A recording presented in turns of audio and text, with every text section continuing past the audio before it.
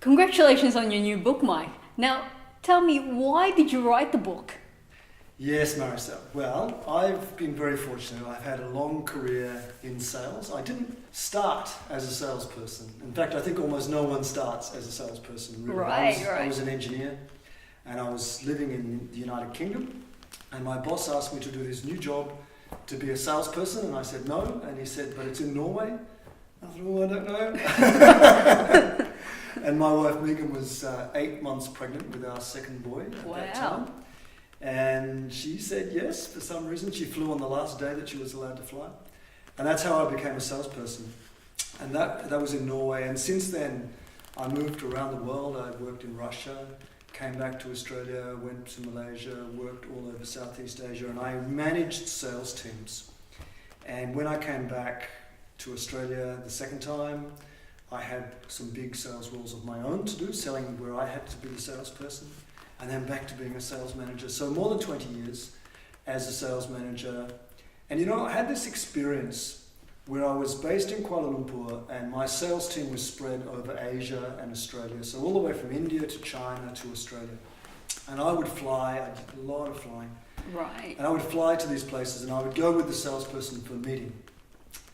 And very often they would just say the wrong thing. And I would think, man, how do you train people to not say the wrong thing in these meetings? And that was really, when I came back to think about how I could help salespeople, that was the thing that I wanted to So that's what motivated you. Yeah, and I started off by teaching how to have a meeting, what to say, how to do sales strategy. And I didn't think I was making very much difference.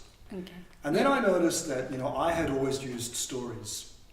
And I'd noticed some particular stories and what they'd done in my sales conversation. I thought, well, let's see if I can teach that. And it's a very interesting result. It made quite a big difference. And the biggest thing was the salespeople didn't get worse after I taught them. That's a good thing. You don't want people to be worse. And if you teach someone, like, you should ask this question, they may get worse because they might be thinking, okay, I've got to remember to ask the question. And they forget to listen to what the client has to say, right? So that's how you can be worse. But telling stories don't make things worse, and they normally make things a lot better. And that was when I started to work really hard on how do we make it a system that salespeople can follow, and that was the reason to write the book. And since then, and all through that time, the last 3 years, I've also been running public story workshops and teaching people about stories. And the results have been absolutely fantastic. So, I know it's a right approach where you can teach people something fairly simple that makes a big difference in their conversations. It makes them more trustworthy. It makes them engage better with their clients and close more deals, which is what salespeople want to do. That's fantastic. Thank you.